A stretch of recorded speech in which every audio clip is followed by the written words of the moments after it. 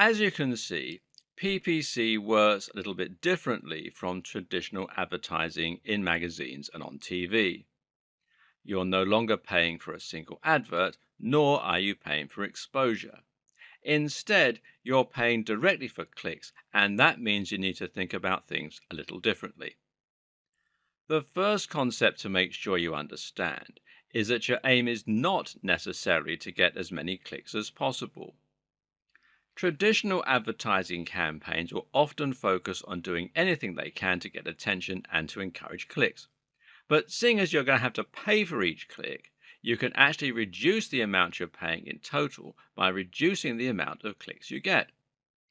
The objective is not to get as many people as possible to your website. Your objective is to get as many customers as possible to your website. In other words, you need to get traffic that's going to convert, and you actually want to dissuade all other people from clicking on your ads wherever possible. If you pay for 100 clicks and 99 of those pay for your product, then you can consider that a highly effective marketing campaign. Conversely, if you pay for 2,000 clicks and only 300 of those people buy, it's actually not been as successful because you will have spent more. What this essentially tells us is that the bottom line is by far the best way to gauge your success. A good PPC campaign is not one that gets seen a lot, nor one that gets clicked a lot. A good PPC campaign is one that earns a lot. This means it's impossible to separate your PPC strategy from your general business model, and it makes it very important to think about your budget, your costs, and your profit margins whenever you set up a campaign. So start by thinking about the profits for whatever it is you're selling from your site. If you're selling lots of products, this might mean working out an average profit you make from those products. Otherwise, if you're linking to a sales page and predominantly selling just one product, then it will mean thinking about how much you make from that one item. First, that means calculating your COGS, that is, cost of goods sold, and it tells you how much it costs you to make each of your products. Now, let's say that you sell phone cases. This will mean paying for the materials, the manufacturing, the delivery, and the storage. Then you have to subtract these overheads from the amount you charge for each item. What you're left with is your profit margin. The great thing about digital products like ebooks or online courses, which is what a lot of website owners sell, is that you have zero overheads, and that means you'll be making 100% profit on each sale. An ebook that you sell for $30 will give you a $30 profit. That said, ebooks appeal to a smaller audience when compared with physical items, and thereby you can expect to have a smaller conversion rate, which is the next point. So here you need to calculate how many visitors on average buy your products from you. This means looking at your conversion rate. If you have 1,000 visitors a day and one sale, then that means you have a 0.1% conversion rate. If you make 10 sales for every 1,000, then that means you now have a 1% conversion rate. This can tell you how much you're earning in a day. For example, if you have 1,000 visitors a day, a 0.1% conversion rate, and a product that earns you $20, then you will earn $20. That also means you can work out how much you are going to be able to earn if you increase your visitors. If you could double your visitors, then you should make $40 on average. If you can multiply them by 10, then you should make $200 on average. More importantly for your Bing ads, though, this also tells you how much each visitor is worth to you. If 1,000 visitors equals $30, then that means each visitor is worth 3 cents.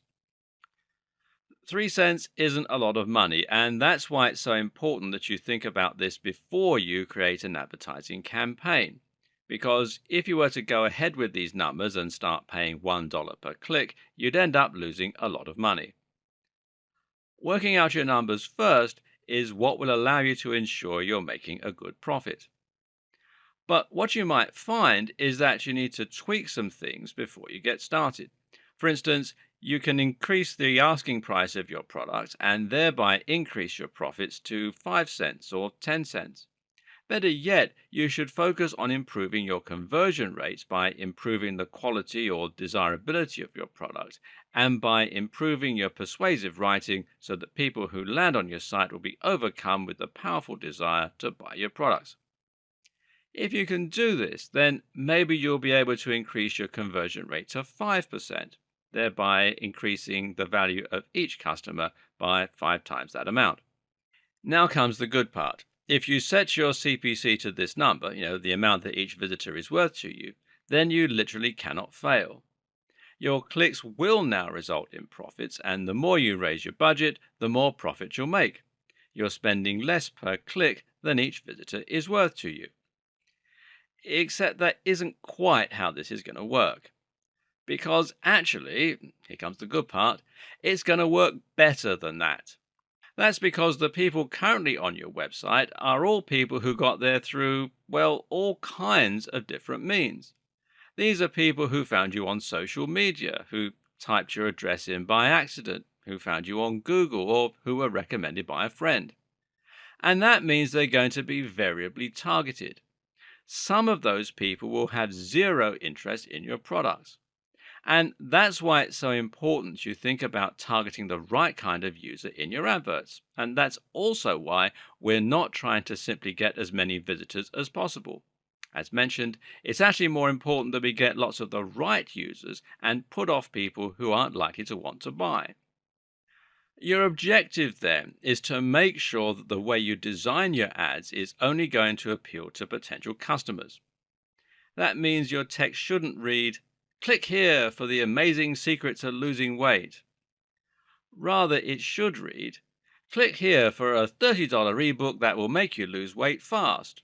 Or, "The secret to weight loss, just $30. What this does is prevent anyone not looking to spend money from clicking on your ad. We don't want these people because they're costing us money. But someone who knows the price up front and is still willing to click is very likely to want your book. Assuming you can convince them that your product is what they're looking for and it's good value for money, you should be able to walk away with a sale. Now, think about how much higher conversion rates will be for people who click this ad versus people who just stumbled onto your site. You can further target your customers by placing your adverts on the right keywords and key phrases. This is a big part of the PPC campaigns, and it's very much worth doing your research here. Again, you need to make sure your keywords are things that the right people are going to be searching for.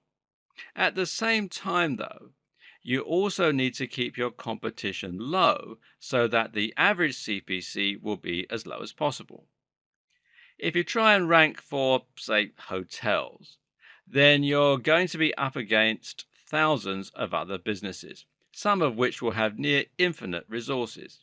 How do you like the sound of competing with Expedia, Airbnb, or Hotels.com and the rest? They can afford to offer $1, $2, or $5 per click, and you just won't be able to keep up. But use a keyword that is popular but not overpopulated, like quirky hotel Santa Monica or romantic getaway in Bournemouth, and you're going to be paying less and targeting a more specific type of customer, meaning you can use a more specific and tailored landing page for them focused on the area and type of experience. How do you find a keyword that's popular, directly targeted, but not overcrowded? Simple. You use Bing's own keyword tool, which can be found here at bing.com/toolbox/keywords. And then you just simply sign in with your Bing account or with your Microsoft account. And this tool will let you search different keywords and will then show you the amount of people searching for that term in the date range you specify. You can look at how many times a term has appeared in a search over the last 6 months, for example. If something came up 50,000 times, then that's a fairly good keyword that will potentially be able to grab you up to 50,000 visitors. But if the search term came up 100 times, then it's a lot less useful to you. Note that Google also has a keyword tool called its Keyword Planner, and you can use this in just the same way as you would use Bing's own keyword tool, and it doesn't really matter if it's from Google. People tend to search for the same things on both engines. And if you just do a search in Google for Google AdWords Keyword Planner, it'll direct you to the local version of the site. Finally, another tip is to look at your site's metrics and identify who is currently coming to your website. If you have Google Analytics set up correctly, then you'll be able to find out which visitors are buying from you and what they typed in order to get there. In other words, it might be that certain search terms result in more sales, or goals in Google parlance, and you can then decide to target that keyword with your Google and Bing ads. Finally, another mitigating factor is the small matter of CLV. Customer lifetime value refers to the fact that just because a visitor doesn't put down their cash right away, it doesn't mean they aren't worth anything to you. In fact, if they sign up for your mailing list and then become lifelong fans, they could ultimately end up being worth more to you. For this reason, the only way to really be sure if your Bing ads are working for you is to watch your metrics very closely. This means looking at how many visitors you're getting, where they're coming from, and how your sales increase as you spend. The more data you track, the more profitable any PPC campaign will be.